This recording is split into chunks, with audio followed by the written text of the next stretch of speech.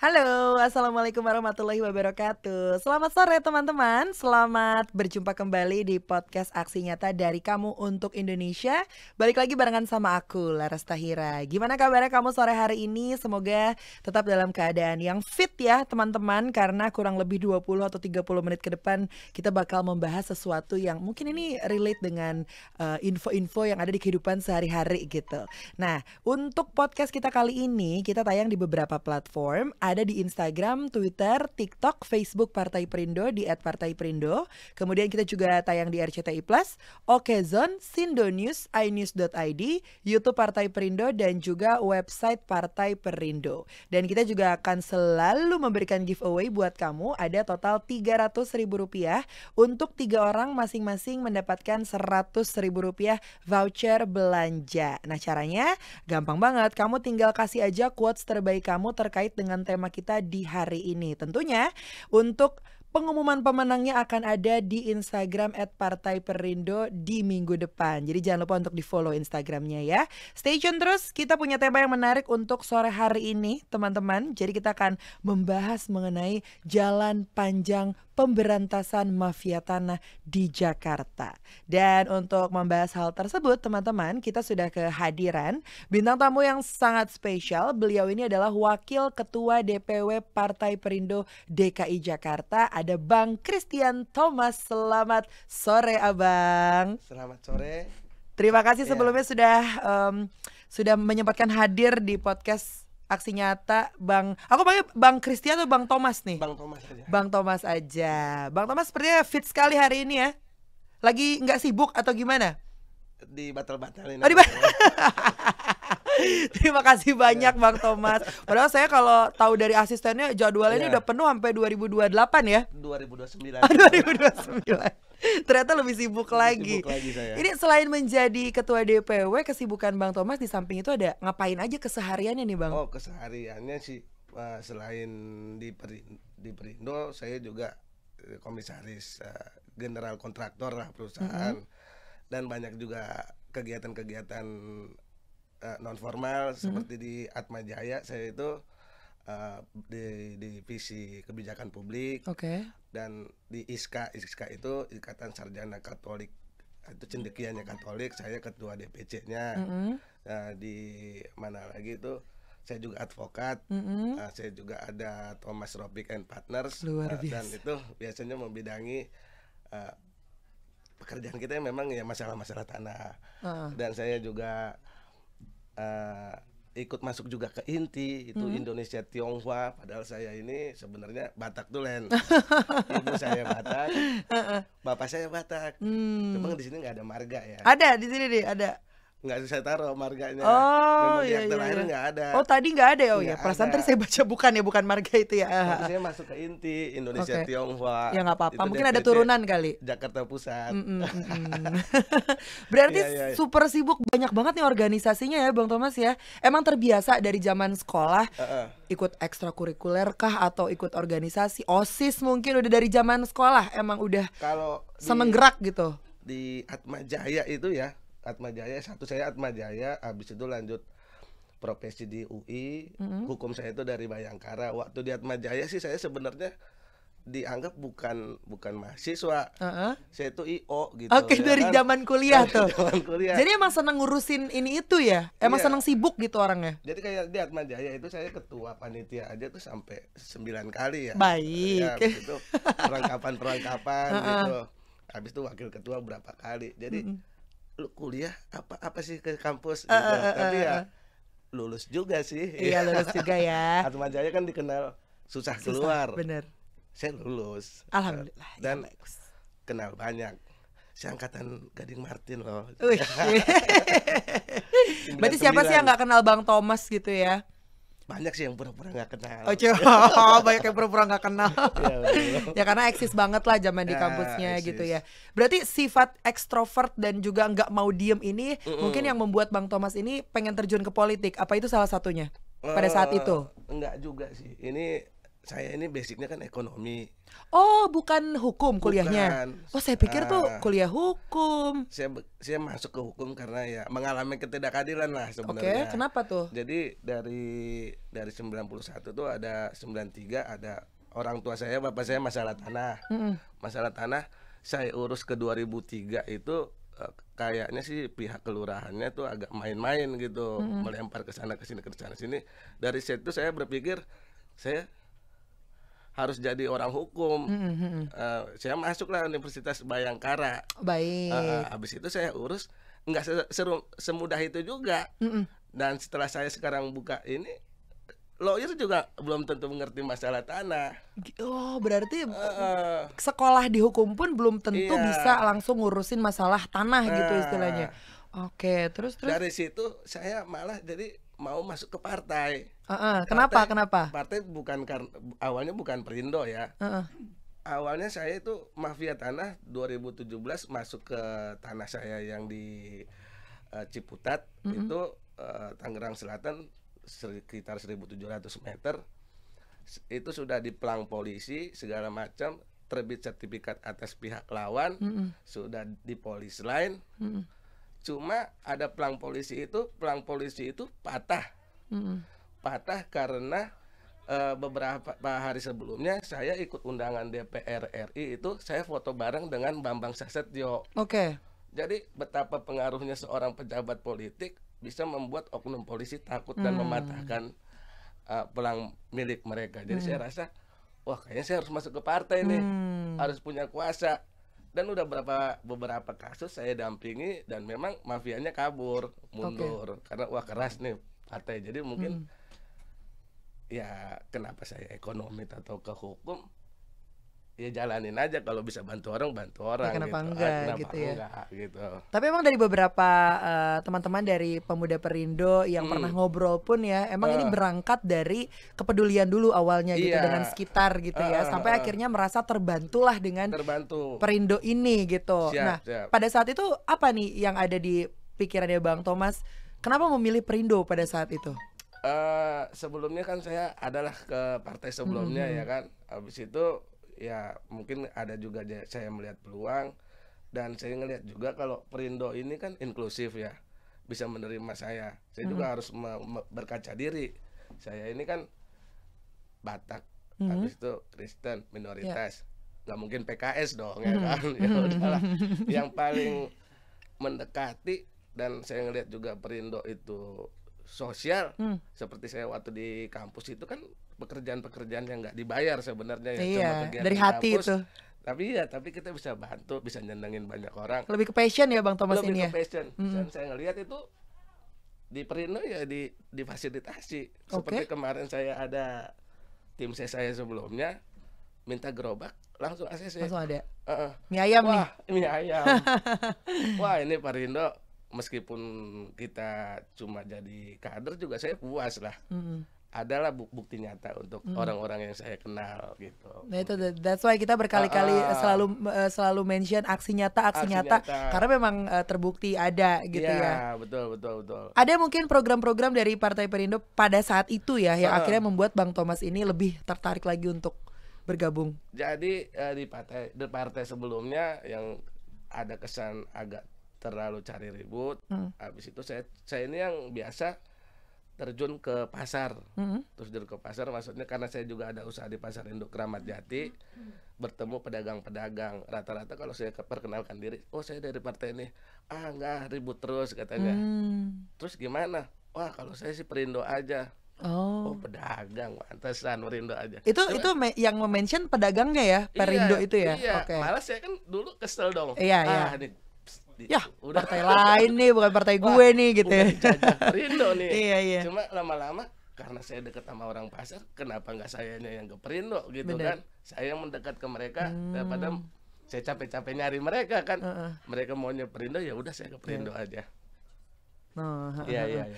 Oke, nah berarti itu salah satu alasannya ya, Iya. karena langsung dapat mention dari teman-teman di pasar juga gitu Bang Iya, Thomas betul ya. Nah, betul betul. kita balik lagi ke topik kita di sore hari ini yaitu adalah Heeh, mengenai mafia tanah. Tadi juga sempat diceritakan oleh Bang Thomas ya, heeh, sempat ada masalah juga lah dengan mafia tanah betul gitu betul ya, betul. dan dimana ketika kita sudah ada di jalur di dunia hukum pun belum tentu bisa semudah itu untuk mengatasi mafia tanah. Benar. Dan kita tahu kan mafia tanah di Jakarta ini banyak Banyak sekali ya banyak Bang banyak. Thomas ya. Banyak Nah, banyak. kira-kira yang menjadi incaran para mafia-mafia itu tuh sebenarnya lebih ke tanah kosong Heeh. atau tanah yang seperti apa sih? Nah ini nih, ini yang suka pengacara-pengacara baru tuh salah kaprah itu ngelihat kalau itu orang ngincer tuh hanya tanah Tanah kosong. kosong. Sebenarnya tuh kalau mafia tanah diurai itu pasti satu ada investor. Ini bisnis, ini pure bisnis. Mungkin Mmm, dia ormas, ketua geng, ketua preman, tapi pasti ada investor, ada narsum. mhm Narsum ini bisa di kelurahan, di tempat-tempat yang butuh informasi untuk mengecek status suatu tanah. mhm. Saya ada kasus di Radio Dalam, bukan kasus saya juga sih. Cuma itu ada Ibu Titin, dia itu 3 bersaudara, nenek-nenek. Mhm, Ini dia punya sertifikat, tapi tiba-tiba tanahnya ini diakui orang lain. Dia oke, punya saudara 2 meninggal. heeh. Jadi yang diincar mafia tanah itu bukan tanah kosong, bukan nggak ada bangunan, bukan nggak ada pengelolaan, tidak ada fungsi. Tapi yang diincar di sini adalah ada narsum mungkin menyampaikan ini lemah. Mhm, Nenek ini nggak bakal bisa ngelawan, iya, ya kan? Ini gampang lah. iyalah, Cuma sekarang ini zamannya udah nggak kayak model dulu. Saya ngelihatnya kalau ini saya banyak juga bantu-bantu masalah hukum itu di Facebook. Karena sekarang arahnya apa tuh? No no viral no justice. mhm mhm, Saya posisi saya orang partai. iya, Kalau misalnya kemarin saya agak bersih tegang sampai dia telepon saya Kapolres Samosir mhm masalah warga di situ. Ya dapat nomor saya dari mana? Ya mhm, kalau dia mau jalur hukum ya saya siap. iya, Nggak apa-apa, cuma akhirnya selesai masalah dia. Jadi no viral no justice. Nah, terkasih kasus nenek ini kan jadi rame. mhm, Itu biasa mafia juga mundur, ya kan? karena keviralan itu ya? Karena keviralan. Sekarang sih mungkin ya udah makin baik lah, makin Mhm, viral, makin itu. Cuma ya eh, untuk mengatasi masalah hukum ya jatuhnya cuma kalau viral itu mafianya nggak bisa masuk. iya, Cuma kalau nextnya dia ambil lagi juga nggak bisa di itu mhm juga, mhm. atau nenek ini meninggal lagi atau gimana. Jadi belum ada tuh untuk benar-benar menyelesaikan masalah nenek ini belum ada. Betul betul betul. Ini khususnya Mhm. di Indonesia sendiri kayaknya, kayak nggak pernah akan ada ujungnya gitu Nggak ya, pernah ada Bang Thomas ujungnya. ya. Karena Benar-benar. pegawai pemerintah di bidang pertahanan, BPN Mhm. baik pusat maupun daerah katanya sering menjadi oknum yang terlibat dengan mafia tanah. Nah, ini Iya, tanggapan Bang Thomas gimana nih? kalau apa yang nyebut saya sering kerjasama juga dengan rekan-rekan BPN, cuma ya memang BPN itu Mhm, sifatnya ya oke. administratif maksudnya dia tuh sifatnya pasif, pasif ke arah positif, negatif ke arah positif. Maksudnya kalau kita mengurus tanah, ngurus apa segala macam, kita yang siapin berkas. Mhm Kita siapin berkas, kasih ke mereka, mereka jadikan sertifikat. mhm, Mereka jadikan sertifikat. Masalahnya mafia tanah bermain di situ. oke. Maksudnya bermain di situ ya kalau berkas itu kan bisa dikondisikan. Mhm, Contohnya dengan oknum kelurahan, PM1, iya, pemberitahuan dari surat keterangan dari kelurahan, surat tidak sengketa, surat dan lain-lain. Bahkan saat di Ciputat saya juga menemukan oknum polisi terlibat. Terlibat maksudnya dia mengundang para pihak karena ada kasus gugatan, undang para pihak untuk melihat lokasi tanah. Maksudnya supaya status quo. mhm, Sedangkan pas tanda tangan itu dirubah beritanya menjadi para pihak menyetujui bahwa ini milik si A atau si B mmm, atau di si. Jadi semuanya itu pengkondisian disebut mafia ini karena ini kan extraordinary crime ya. mmm, Sangat profesional. Kita nggak tahu ada mereka di orang politiknya, ada di orang hukumnya, polisinya, kejaksaannya. Nggak kebaca. Dan memang yang kayak kejaksaan kepolisian ini kalau ada proyek dulu baru diajak main. iya iya Bukan iya. termasuk tim, cuma mereka sering dipakai aja gitu. Nah, Dan beberapa waktu lalu juga nih ya Ah, teman-teman, kan kita juga sudah dapat instruksi nih dari Pak Presiden ya iya, kalau mafia tanah ini harus segera diberantas gitu iya, katanya. Tapi melihat praktiknya sendiri di lapangan heeh, ternyata tidak sesuai dengan apa yang diharapkan gitu. iya, Tapi dari peran pemerintahnya sendiri terkait kasus seperti ini tuh pandangannya Bang Thomas seperti apa? Apakah sudah cukup iya, membantu atau harusnya sih begini nih, harusnya A, heeh. harusnya B?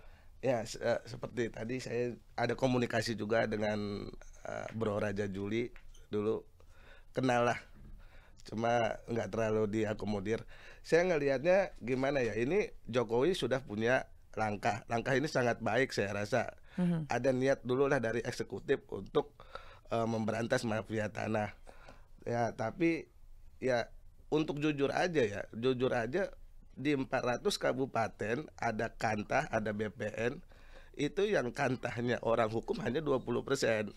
Oke. Ya, jadi Mhm. sisanya itu adalah insinyur. Mhm mhm. Dia hanya mapping aja Betul, pemetaan. mhm. Kalau ada gini, ya nggak terlalu ngerti juga sih Mhm, iya sebenarnya. iya iya. Jadi ya balik lagi ke masalah yang Jokowi ini ujung-ujungnya ya kayak tadi lagi, no viral no justice. Mmm, Kalau udah benar-benar viral, nanti semua masuk, orang Jokowi baru masuk. mhm, Seperti yang di Jakarta ini kan kasusnya udah lama, cuma kasus di Kirai mmm, Cipete Utara yang saya mhm mhm, tanganin iya, juga itu kan karena rame kan. karena viral. Habis itu menteri masuk.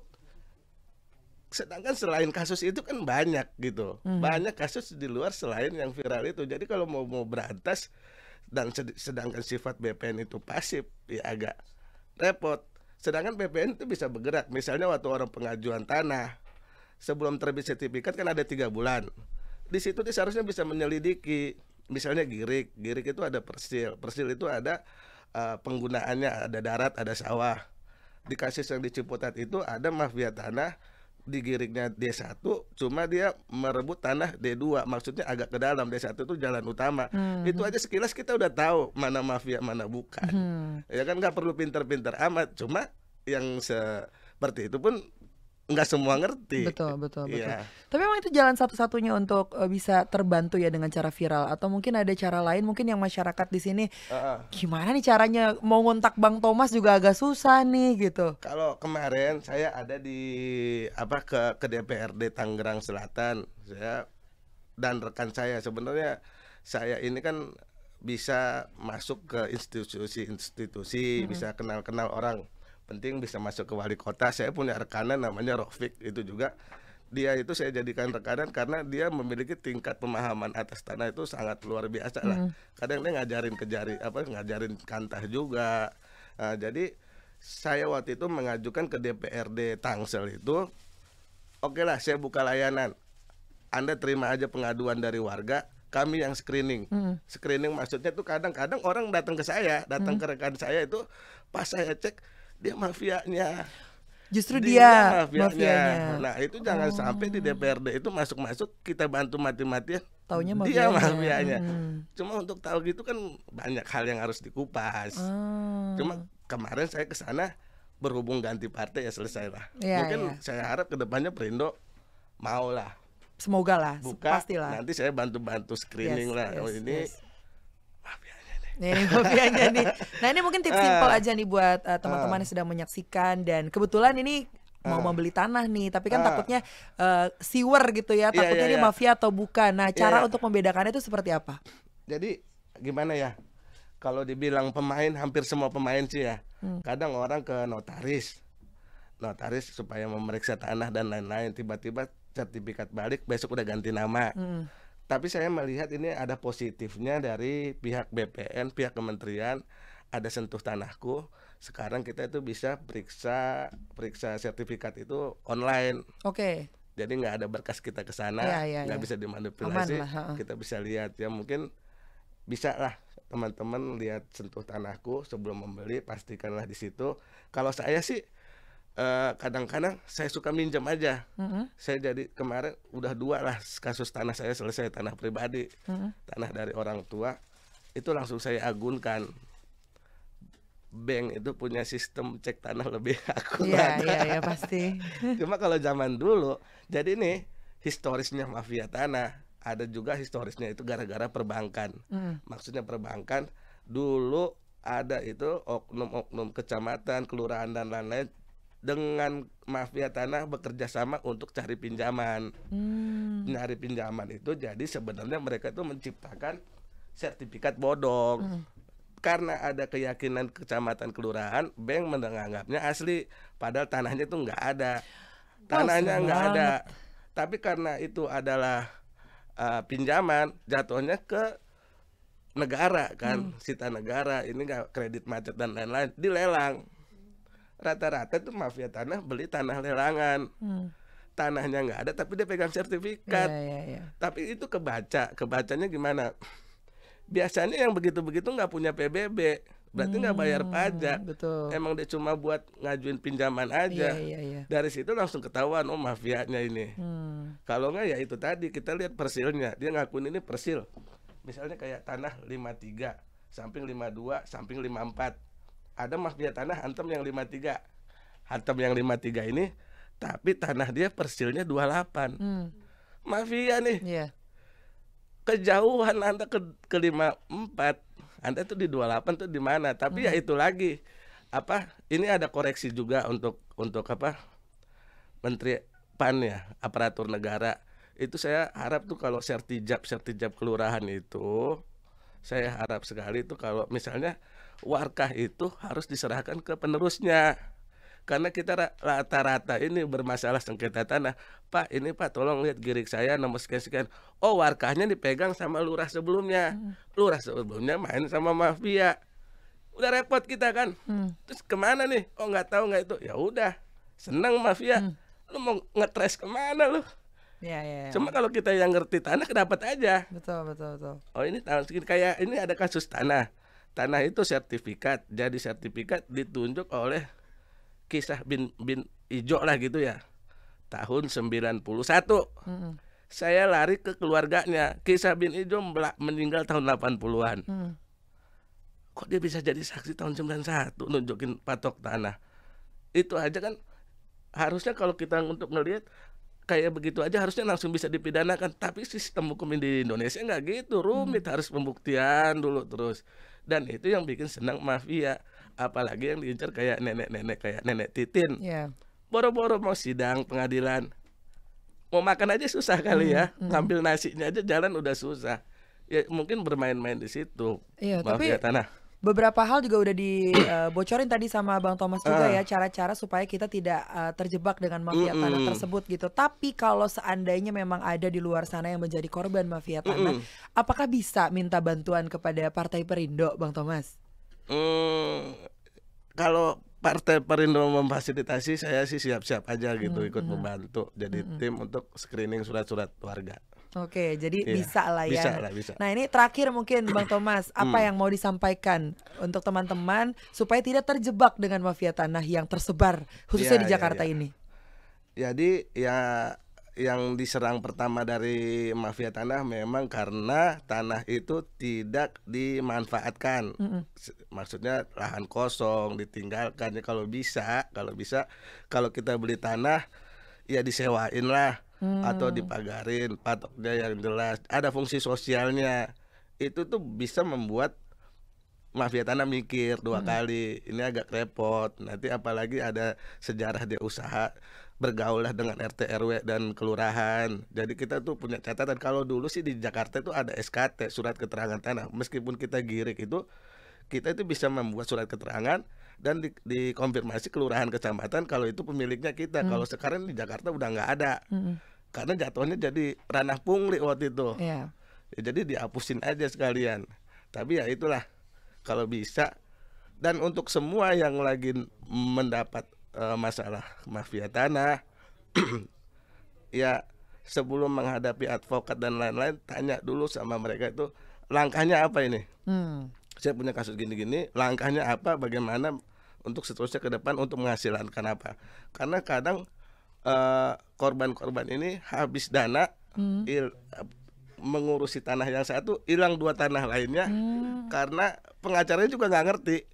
Dan setiap gerak itu biaya. Tadi harusnya dia ikhlasin 1 masih bertahan 2, jadi hilang semua. Jadi ya itu, waspada aja atau hati-hati gitu. Mengurus tanah juga harus tepat sasaran. Mungkin itu aja. Yes, itu dia ya. Dan tentunya teman-teman ini juga berkaitan ya dengan Partai Perindo. Campaign aksi nyata dari Kamu Untuk Indonesia juga relate sekali dengan movement yang dijalankan dengan Partai Perindo, yaitu produktif, solutif, modern, bersih, berintegritas, peduli, dan juga turun tangan untuk Indonesia sejahtera. Dan tentunya Partai Perindo juga memanggil putra-putri terbaik untuk Indonesia sejahtera melalui Konvensi Rakyat. Ini adalah program penjaringan secara daring bagi warga Indonesia yang berminat mendaftarkan diri sebagai bacalek di semua tingkatan pemilihan DPRD Kabupaten Kota, DPRD Provinsi, dan juga DPR RI. Kalau mau daftar, caranya sangat mudah. Kamu tinggal kunjungin aja website di www.konvensirakyat.com, itu dia.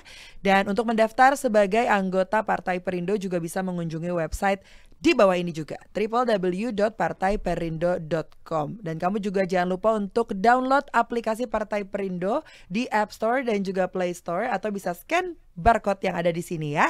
Dan buat kamu juga teman-teman yang sudah memberikan quotes terbaik terkait dengan tema kita di hari ini, kita akan umumkan 3 orang pemenangnya di minggu depan di Instagram @partaiperindo. Jadi jangan lupa untuk di follow Instagramnya ya. Sekali lagi terima kasih banyak Bang sudah mampir di podcast Aksi Nyata. Semoga tadi obrolan kita banyak memberikan insight dan membantu teman-teman yang amit-amit sudah menjadi korban mafia tanah gitu ya. Dan terima kasih juga untuk Partai Perindo yang selalu bergerak dengan aksi nyata. Semoga Partai Perindo semakin sukses dan juga maju terus untuk Indonesia sejahtera. Salam aksi nyata dari Kamu Untuk Indonesia. Laras Tahira pamit undur diri dulu. Kita bertemu di episode selanjutnya. Bye-bye. Marilah seluruh rakyat Indonesia, arahkan pandanganmu ke depan. Raihlah mimpimu bagi nusa bangsa, satukan tekad untuk masa depan. Pantang menyerah, itulah pedomanmu. Hentaskan kemiskinan cita-citamu, rintangan tak menggentarkan dirimu.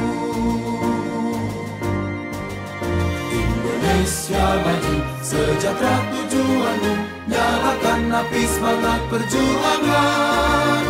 Dengunkan gema, nyatakan persatuan.